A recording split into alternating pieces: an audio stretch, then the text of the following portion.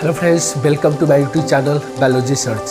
इसमें मैं आपको बताने वाला हूँ आज 11th का कुछ टॉपिक्स जो कि मैं पिछले वीडियो में आपको बता चुका हूँ, क्लासिफिकेशन ऑफ ऑर्गेनिज्म। आज हम लोग देखेंगे क्लासिफिकेशन ऑफ ऑर्गेनिज्म का कुछ पार्ट्स। और आपको ये वीडियो पसंद आए तो लाइक कीजिए, शेयर कीजिए और अधिक से अधिक आप शेयर कर सकते हैं ताकि हमारा वीडियो हर जगह पहुँचे और हमें और जोश और उत्साह मिले पढ़ाने के लिए।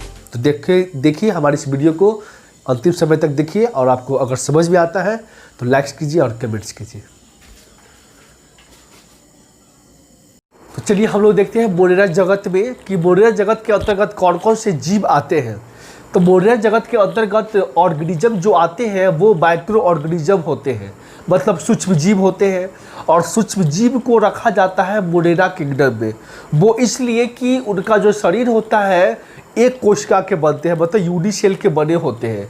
और कहा जाता है कि जितने भी यूनिसेलुलर ऑर्गेनिज्म होते हैं, मतलब जितने भी एक कोश के जीव होते हैं, वो सबको रखा जाता है मोनेरा किंगडम में। और मोनेरा किंगडम जो एक प्रकार का जगत है वो एक जिसको वैज्ञानिकों ने बांटा था, ठीक है। और अलग अलग भागों में उन्होंने बताया कि इसके अंतर्गत हम सभी जीव जंतु का अध्ययन सही तरीक़ा से कर सकते हैं।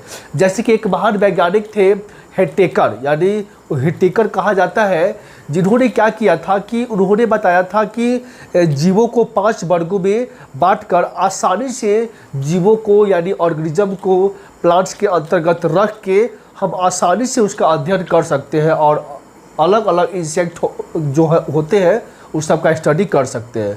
तो चलिए हम लोग देखते हैं कि मोनेरा के अंतर्गत ऐसे कौन कौन से जीव आते हैं और उसके लक्षण क्या होते हैं, उसके विशेषताएं क्या होती है, उसकी हानिकारक मतलब जो भी प्रभाव होता है वो इसमें क्या होता है, इस सब हम लोग देखेंगे।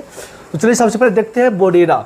तो मोनेरा जगत जो होते हैं, मोनेरा क्या है, एक प्रकार का जगत है जिसको हम लोग किंगडम बोलते हैं। क्या इसको हम लोग बोलते हैं? किंगडम बोलते हैं। मोनेरा एक प्रकार का जगत है जिसको किंगडम कहा जाता है, जगत। और ये मोनेरा जगत जो होते हैं, तो मोनेरा जगत के अंतर्गत जो होते हैं यूनिसेल आते हैं। यूनिसेल का मतलब होता है एक कोश का, मतलब यूनिसेल जितने भी ऑर्गेनिज्म होते हैं वो सब आते हैं मोनेरा किंगडम के अंतर्गत, ठीक है। और ये जो यूनिसेल आप देख रहे हैं, तो यूनिसेल जो होते हैं कुछ माइक्रो ऑर्गेनिज्म भी होते हैं। कुछ ऐसे ऑर्गेनिज्म होते हैं जिसको हम लोग माइक्रो ऑर्गेनिज्म कहा जाता है। माइक्रो ऑर्गेनिज्म इसको हम लोग बोलते हैं, जिसको हिंदी में कहा जाता है सूक्ष्म जीव। और ये जो सूक्ष्म जीव होते हैं ये आते हैं किसके अंतर्गत? तो ये आते हैं किंगडम यानी मोनेरा किंगडम के अंतर्गत आते हैं, ठीक है। चलिए उसके बाद ये देखते हैं कि माइक्रो ऑर्गेनिज्म में ऐसे कौन कौन से जीव है जिसको हम लोग रखते हैं मोनेरा किंगडम में। ऐसे प्रोटोजोआ भी है, फंगी भी है, बट सबको हम लोग नहीं रख सकते हैं, ठीक है। तो चलिए इसमें सबसे इम्पॉर्टेंट होता है एक ऐसा जीव है जिसको हम लोग रख सकते हैं मोनेरा में, और वो जीव है बैक्टीरिया। उस जीव का नाम क्या है? बैक्टीरिया, जिसको हम लोग जीवाणु बोलते हैं। बहुत ही इम्पॉर्टेंट होता है। जीवाणु जो होते हैं इसको हम लोग किसके अंतर्गत रखते हैं? तो इसको हम लोग मोनेरा किंगडम के अंतर्गत रखते हैं। और ये जो जीवाणु होती है, इस जीवाणु की अगर कोशिकाओं के बारे में पता किया जाए तो हम इसके अलग अलग कोशिकाओं के बारे में अध्ययन करते हैं, जिससे यह पता चलती है कि जो जीवाणु का जो कोशिका होता है उसमें कितने सेल ऑर्गेन पाए जाते हैं, कोशिकांग पाए जाते हैं, और प्रत्येक सेल ऑर्गेन का कार्य क्या है। तो चलिए मैं आपको लेके चलता हूँ स्ट्रक्चर ऑफ बैक्टीरिया में, और उसमें हम लोग देखेंगे कि इसमें क्या क्या पार्ट्स बनते हैं। चलिए तो सबसे पहले हम लोग देखते हैं कि ये जो आप देख रहे हैं इस भाग को हम लोग क्या बोलते हैं? जीवाणु बोलते हैं। ये जो फिगर बन रहा है किसका फिगर है? तो जीवाणु का फिगर है। और इसकी मतलब कि आकार कोई अनिश्चित नहीं, मतलब कि अनिश्चित होता है, जिसको हम लोग कोई निश्चित नहीं बोल सकते हैं। तो इसके ऊपरी से एक भाग होता है, इस प्रकार से इसके ऊपरी भाग होते हैं, और ये कुछ मोटे लेयर में बन जाते हैं, ठीक है, जो कि इस जीवाणु को सुरक्षा प्रदान करता है। बहुत ही इम्पोर्टेंट होता है। और ये जो ऊपरी भाग होता है वो कुछ फैटेबल होते हैं, मोटा होता है, जिसको हम लोग क्या बोलते हैं? तो इसको हम लोग सेल वाल बोलते हैं। बहुत ही इम्पोर्टेंट होता है, कोशिका भित्ति इसको कहा जाता है। और ये जो परत होता है ये काफ़ी मोटी होती है। ये जो परत होती है काफ़ी मोटा होता है। अगर हम इसको घींच दें तो ये मोटा परत बन जाएगा। और ये चारों ओर क्या होते हैं? इस प्रकार से मोटा परत का निर्माण करता है, जिसको हम लोग क्या बोलते हैं? कोशिका भित्ति बोलते हैं। और हाँ, एग्जाम में एक बात और है कि एग्जाम में ये पूछा जाता है कि इसकी जो मोटाई है, यानी कि आप जो देख रही है कोशिका का जो बाहरी परत है, इसको सेल वॉल बोलते हैं, इसकी मोटाई है, इसकी मोटाई कितनी होती है? तो इसकी मोटाई होती है 150, यानी 150 एंगस्ट्रम से 200 एंगस्ट्रम तक इसकी मोटाई होती है। एग्जाम में बहुत बार पूछा जाता है, ठीक है। चलिए, उसके बाद जो होता है, आप ये छोटे से निचले परत देख रहे हैं ग्रीन कलर का, ये जो होता है ये पतला होता है, ठीक है। ये पतला सा एक लेयर होता है जिसको हम लोग बोलते हैं प्लाज्मा मेम्ब्रेन बोलते हैं। क्या इसको बोलते हैं हम लोग? प्लाज्मा मेम्ब्रेन बोलते हैं इसको हम लोग, प्लाज्मा मेम्ब्रेन, प्लाज्मा मेम्ब्रेन बोलते हैं इसको। प्लाज्मा झिल्ली कहा जाता है, हिंदी में इसको बोलते हैं प्लाज्मा झिल्ली बोलते हैं, ठीक है। अब ये देखते हैं कि प्लाज्मा झिल्ली के बाद बहुत सारे द्रव पाए जाते हैं। इस प्रकार से बहुत सारे द्रव पाए जाते हैं, घुलनशील होते हैं। सभी कोशिकाओं के साथ ये द्रव क्या होते हैं? घुलनशील होते हैं।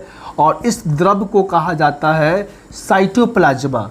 इस द्रव को क्या कहा जाता है? साइटोप्लाज्मा कहा जाता है।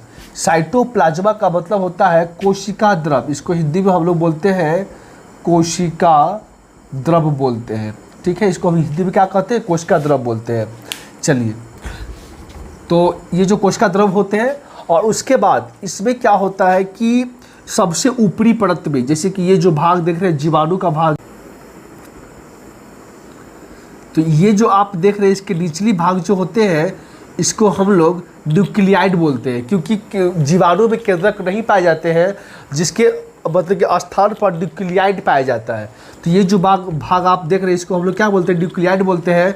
और इसी न्यूक्लियाइड के अंदर में एक मतलब अम्ल पाया जाता है, एंजाइम पाया जाता है, जिसको हम लोग बोलते हैं डीएनए बोलते हैं। क्या इसको बोलते हैं? डीएनए। और इस भाग को हम लोग बोलते हैं न्यूक्लियाइड। इसको हम लोग क्या बोलते हैं? न्यूक्लियाइड बोलते हैं। और ये जो संरचना देख रहे हैं ये जीवाणु का संरचना है। जीवाणु के जो बाहरी भाग जो होता है, ये जीवाणु का जो बाहरी भाग होता है, इसको हम लोग बोलते हैं सेल वाल बोलते हैं। ये जो बाहरी भाग है इसको हम लोग क्या बोलते हैं? इसको हम लोग सेल वाल बोलते हैं। इसको हिंदी में कहा जाता है कोशिका भित्ति। इसको हिंदी में कोशिका भित्ति कहा जाता है, ठीक है। और ये कोशिका भित्ति के जस्ट निचला जो दीवार होता है, ये एक झिल्ली का बना होता है, जिसको हम लोग बोलते हैं प्लाज्मा मेम्ब्रेन। इसको हम लोग बोलते हैं प्लाज्मा मेम्ब्रेन बोलते हैं, मतलब प्लाज्मा झिल्ली होता है इसका हिंदी, ठीक है।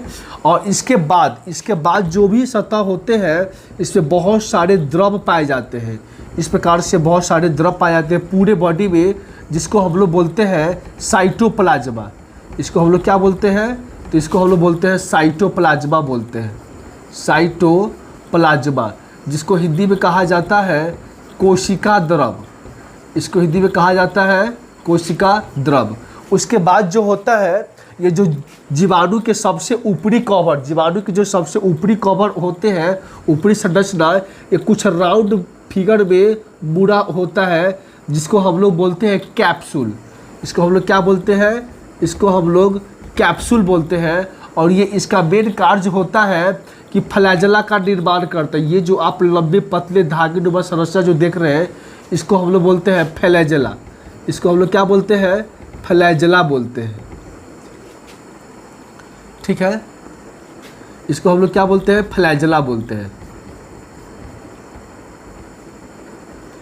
इसको हम लोग फ्लैजेला बोलते हैं, जो कि ये क्या करता है कि ये जीवाणु को एक स्थान से दूसरे स्थान तक ले जाने में मदद करता है, ठीक है। और ये फ्लैजेला से एक भाग जुड़ा होता है, जिसको हम लोग क्या बोलते हैं?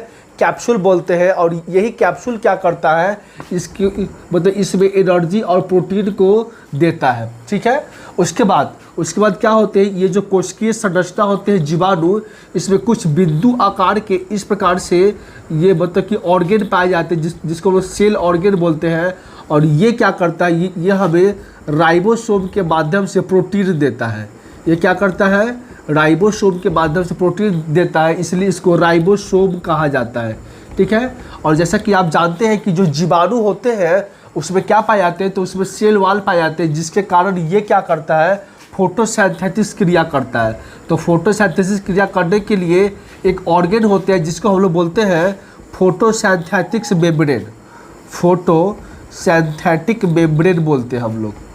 क्या बोलते हैं इसको? फोटोसिंथेटिक मेम्ब्रेन बोलते हैं। यानी प्रकाश संश्लेषण झिल्ली होता है जिसके माध्यम से ये अपने अंदर में भोजन को, मतलब कि अपने अंदर में भोजन को लेता है और ग्रोथ करने में मदद करता है। और ये सबसे निचली जो देख रहे हैं उंगली डुबा संरचना, ये बहुत ही इंपॉर्टेंट होते हैं। इसको हम लोग बोलते हैं मेसोसोम। इसको हम लोग क्या बोलते हैं? मेसोसोम बोलते हैं। बहुत ही इंपॉर्टेंट होता है ये मेसोसोम होता है, जो यही इसकी जो आकृति को एक निश्चित आकार प्रदान करता है। तो ये जो आपने देखा, ये जो फिगर है, ये फिगर है किसका? तो ये फिगर है बैक्टीरिया का। ये फिगर किसका है? बैक्टीरिया का है, जिसको हम लोग बैक्टीरिया सेल भी बोलते हैं। क्या बोलते हैं इसको? बैक्टीरिया सेल, यानी स्ट्रक्चर ऑफ बैक्टीरिया सेल बोल सकते हैं। और ये जितने भी जो आते हैं बैक्टीरिया, जो भी ये सब पार्ट्स है, इस सबको रखा जाता है किसके अंतर्गत? तो ये सबको रखा जाता है मोडेरा किंगडम के अंतर्गत। मतलब मोडेरा जगत के अंतर्गत ये सब आते हैं। तो हम लोग को देखना है कि एग्जाम में जो ये सब पूछे जाते हैं तो ये बहुत ही इम्पॉर्टेंट है। और इसमें से कुछ कोशिकांग जो होते हैं जो हमारे जीवों के लिए लाभदायक भी होते हैं और कुछ हानिकारक भी होते हैं। इसलिए बैक्टीरिया को कहा जाता है कि बहुत सारे बैक्टीरिया हार्मफुल होते हैं और बहुत सारे बैक्टीरिया मतलब कि यूज़फुल होते हैं। तो चलिए मैं आपको नेक्स्ट वीडियो में इसका डिफिनीशन के साथ आऊँगा और बताऊँगा। जब तक आप इसको स्ट्रक्चर के साथ समझिए और फिर मेरे नेक्स्ट वीडियो में मैं इसको डिस्क्राइब करके आऊँगा। ठीक है, थैंक यू।